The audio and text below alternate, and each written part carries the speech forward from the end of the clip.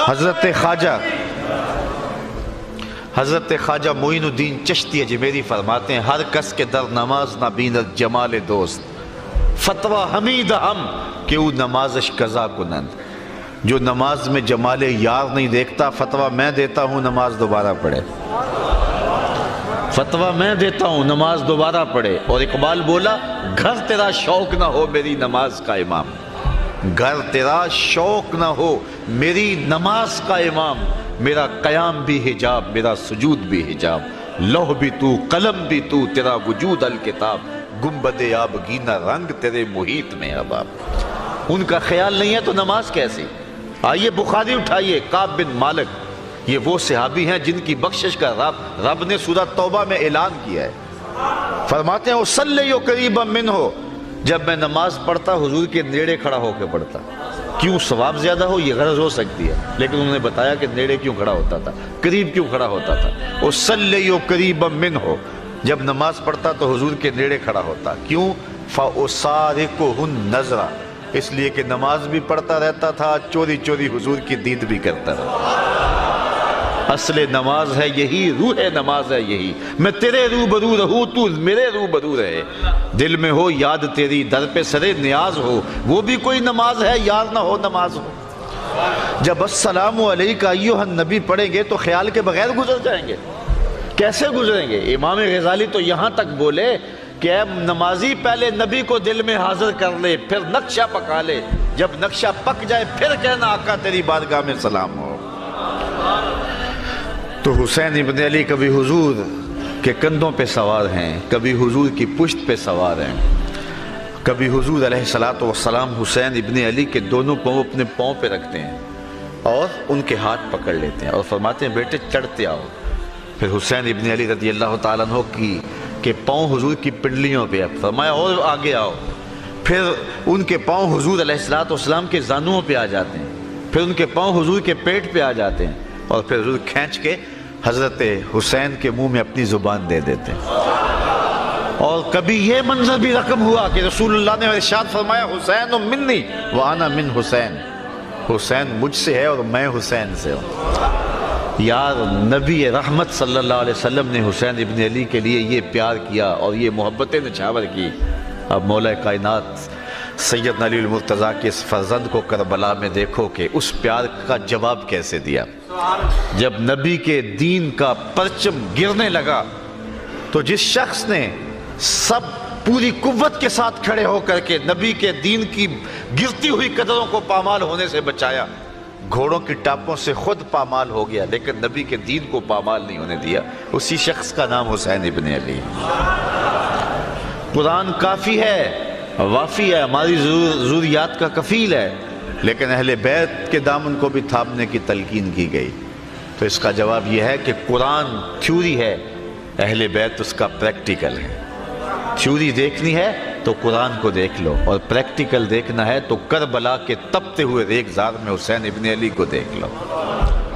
تھوڑے دکھ نہیں آئے تھے جتنے دکھ امام پاک کو کربلا میں پہنچے. کو ہمالیہ پہ بھی آتے تو اس کا پتا بھی پانی ہو جاتا. اس عمر کا شخص میدان میں 10 مرتبہ چکر لگا لے تو ہانپنے لگے اور جو ہے وہ اس کی سانس سے سانس نہ جڑے. لیکن تاریخ نے بتایا اس بڑھاپے کے باوجود برستے تیروں میں حضرت امام حسین 71 لاشیں لینے گئے. ایک بار نہیں, 2 بار نہیں, 71 بار جاتے ہیں. اور کبھی بھائی کی لاش اٹھا کے لاتے ہیں, کبھی بیٹے کی لاش اٹھا کے لاتے ہیں. یہاں تبھی موت سے کوئی کسی کا جواں بیٹا مر جائے نا تو پورا محلہ تسلی دینے والا ہوتا ہے, لیکن باپ کو پھر بھی سنبھالنے سے جو ہے وہ تسکین نہیں آ رہی ہوتی. جنازہ اٹھتا ہے 10 آدمی اس کو سہارا دے کے قبرستان میں لے جا رہے ہوتے ہیں. صاحب یہ کون ہے؟ کہا اسی کے تو جوان کی لاش جا رہی ہے. تبھی موت سے بیٹا مر جائے, آپ اولاد رکھتے ہیں, حضرت تصور دیکھیں معاشرے میں دیکھتے ہیں, تبھی موت سے بیٹا مر جائے اور باپ سنبھلتا نہیں, 10 لوگ سنبھالا دے رہے ہوتے ہیں. میں پھر خراج نہ پیش کروں حسین ابن علی کو کہ جو جوان بیٹے کی لاش کندھوں پہ اٹھا کے خیموں تک لاتے ہیں اور پھر بھی ہاتھ اٹھا کہتے ہیں مالک حسین کی یہ قربانی بھی قبول فرما. 6 ماہ کے بیٹے کو فرات کے کنارے لیے کھڑے ہیں اور کہا میرے سے تمہارا اختلاف ہے، اس سے تو نہیں ہے، اس کو تو پانی دے دو، لیکن جواب میں تیر ملتا ہے اور حضرت اصغر کا گلا کٹ جاتا ہے، خون کے فوارے بہنے لگتے ہیں اور 6 ماہ کا بیٹا ہاتھوں میں تڑپ کے ٹھنڈا ہو جاتا ہے۔ حضرت امام حسین پھر بھی کہہ رہے ہیں مالک حسین کی یہ قربانی بھی قبول فرما۔ کبھی کٹے ہوئے بازو بھائی کے اکٹھے کر رہے ہیں، کبھی قاسم کی لاش اٹھا کے لا رہے ہیں، اتنے دکھ کلیجے پہ، لیکن اس کے بعد استقامت کا کوہ گراں بنے ہوئے ہیں۔ گھوڑے کی زین پہ حضرت امام حسین رضی اللہ تعالی عنہ جب بیٹھتے ہیں اور لشکر کوفہ کی جانب بڑھتے ہیں تو آواز آ رہی ہے یہ کون ذی وقار ہے، بلا کا شاہ سوار ہے، لباس ہے پھٹا ہوا، غبار سے اٹا ہوا، تمام جسم نازنی، چھدا ہوا کٹا ہوا، پھر بھی ہے ڈٹا ہوا، یہ نبی کا نور عین ہے، یہ بال یقین حسین ہے۔ حضرت امام حسین کو پیاس کیوں ستاتی؟ حضور کی زبان چوسی تھی۔ سواری سے کیوں گرتے؟ اس لیے کہ حضور کے کندھوں کی سواری کی تھی۔ حضرت امام حسین نے حضور علیہ السلام کی پشت پہ بیٹھے اور انہوں نے سجدے کو طول دیا تھا، آج حسین نے بھی اس کے بدلے میں ایک سجدہ کیا، کربلا کے میدان میں سجدہ کیا حسین ابن علی نے۔ آپ جانتے ہیں جب گھوڑے کی زین سے فرش زمین پہ آئے، ایک تو علماء واعظین اور ذاکرین کا سٹائل ہے، ظاہر اس انداز میں واقع کربلا کو بیان تو نہیں کر پا سکتا اور مشکل بھی ہے، لیکن جو محتاط روایتیں ہیں اس کے مطابق آپ کا جب پیراہن اتارا گیا تو 113 سوراخ اس میں تیروں کے تھے، 33 زخم تلواروں کے تھے اور 34 گھاؤ نیزوں کے تھے، اور نیزوں کی انیاں جسم میں ٹوٹ چکی تھی، اور گھوڑے کی زین سے فرش زمین پہ آئے۔ ایک کانٹا بھی بدن پہ چبھا ہو تو ہماری نماز رہ جاتی ہے، اور اتنے تیر بدن میں اور لخت لخت سے خون بہ رہا ہے، 71 لاشیں پڑے ہوئے ہیں، اور 22,000 کا لشکر جرار جو ہے وہ ٹوٹ کے آپ پر تیر برسا رہا ہے، لیکن گھوڑے کی زین سے فرش زمین پہ آئے، صابر ایسا کہ نماز کا وقت ہو گیا۔ میں کہتا ہوں حسین جیسا بھی کوئی نمازی ہو سکتا ہے، نماز کا وقت ہو گیا تو سجدے میں سر جھکا دیا اور اللہ کی بارگاہ میں عرض گزار ہوئے، اللہم رضن بقضائک و صبرن علی بلائک تسلیما لامرک سبحان ربی الاعلی۔ مالک دکھ سہ کے، تکلیفیں برداشت کر کے، بیٹے کٹوا کے، خاندان لٹا کے، تیرا حسین تیرے پہ پھر بھی راضی ہے، تو بھی بتا تو بھی حسین پہ راضی ہوا ہے یا نہیں ہوا؟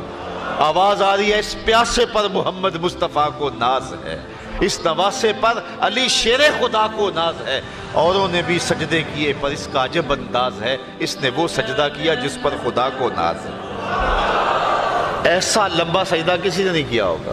آپ جانتے ہیں کہ دست قاتل نے اس وقت سر انور کاٹا جب سجدے میں جھکا ہوا تھا۔ عرفات کا میدان ہے، ایک صحابی نے حضور کو آ کے بتایا کہ ایک شخص تلبیہ پڑھتا ہوا اونٹ پہ آ رہا تھا اور گر گیا اور گردن کی ہڈی ٹوٹ گئی اور وہی موت واقع ہو گئی۔ حضور نے فرمایا اس کو احرام میں کفن دے دو اور دفن کر دو، اور پھر حضور نے ایک تاریخ ساز جملہ ارشاد فرمایا یہ شخص جب قیامت کے دن اٹھایا جائے گا ملبیاً، یہ لبیک لبیک پکارتا ہوا اٹھے گا، چونکہ لبیک لبیک تلبیہ پڑھتا ہوا شہید ہوا ہے، فوت ہوا ہے، تو اٹھے گا بھی تو اسی حالت میں، تو سمجھ آگے جس حالت میں کوئی جاتا ہے اسی حالت میں اٹھایا جاتا ہے۔ تو پھر اس ضابطے کے تحت اور طرح اٹھیں گے، لیکن حسین ابن علی کا سر قیامت کے دن سجدے سے اٹھایا جائے گا۔ تو حسین آج بھی سجدے میں ہے، اتنا لمبا سجدہ کسی نے نہیں کیا جتنا لمبا حسین ابن علی نے کیا ہے۔ اگر نبی نے سجدے کو طول دیا تھا پھر حسین نے بھی ایسا سجدہ کر کے دکھایا۔ اے حسین ابن علی تم پر سلام، نازش آل نبی تم پر سلام، تم پہ لاکھوں رحمتیں لاکھوں سلام، اے شہیدان محبت کے امام، لالا گون لالا کفن لالا چمن، اے چمن اندر چمن، زندگی ہی زندگی تیری حیات، اے حیات اندر حیات، افتخار ملت بیضا ہے تو، رب کعبہ کی قسم یکتا ہے تو، فخر کا دل میں دریچہ باز کرنا چاہیے، جن کا تو آقا ہے ان کو ناز کرنا چاہیے۔ ہم حسین والے نہیں ہیں، ہم واہ حسین والے ہیں۔ یار اتنے زخم کلیجے پہ ہو پھر بھی گھوڑے کی زین پہ ڈٹا ہوا ہے، اور کس عظیمت کے ساتھ آپ نے مقابلہ کیا، تو رواں رواں پکارتا ہے واہ حسین تیری عظمت کو سلام۔ اللہ اکبر، کوہ ہمالیہ کا کلیجہ بھی پھٹ جاتا، اتنے دکھ اس پہ آتے، لیکن امام حسین نے کمال کر دی۔ اور آج صدیاں گزرنے کے بعد حسین ابن علی کا نام دلوں میں تازہ ہے۔ اگر حضرت امام حسین کربلا میں نہ جاتے تو کیا آج تک ہمارے اندر موجود ہوتے؟ موت سے تو چھٹکارا نہیں ہے، لیکن آپ نے راستہ وہ اختیار کیا کہ قیامت تک لوگوں کے دلوں میں بس رہے ہیں، خوشبو بن کے جی رہے ہیں۔ آج حضرت امام حسین رضی اللہ تعالیٰ عنہ کی محبتوں کا عالم یہ ہے۔ یزید تو مٹ گیا، اس کا نام بھی مٹ گیا۔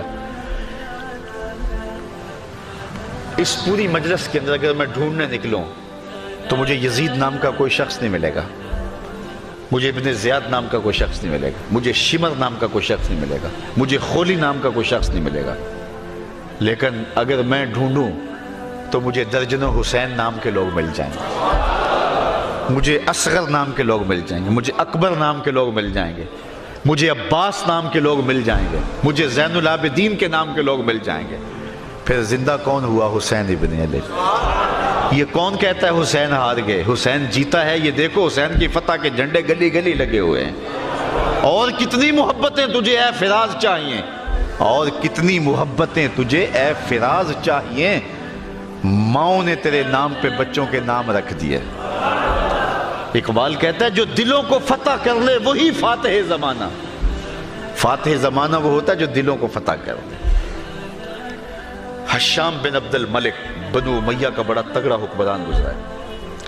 کعبۃ اللہ کا طواف کرتے کرتے جب حجر اسود کے مقابل آیا، خلیفہ وقت تھا، جب مقابل آیا تو اس کا جی چاہا کہ میں حجر اسود کو چوموں، لیکن لوگوں کا ہجوم ہے، کسی نے قریب نہ جانے دیا، کسی نے راستہ نہ دیا۔ امام زین العابدین رضی اللہ تعالیٰ عنہ بھی طواف کرتے ہوئے جب وہاں پہنچے تو آپ رکے ایک لمحے کے لیے، تو لوگوں نے راستے چھوڑ دیے۔ حشام کے دل میں بڑا غصہ آیا کہ حاکم وقت میں ہوں اور ان کے لیے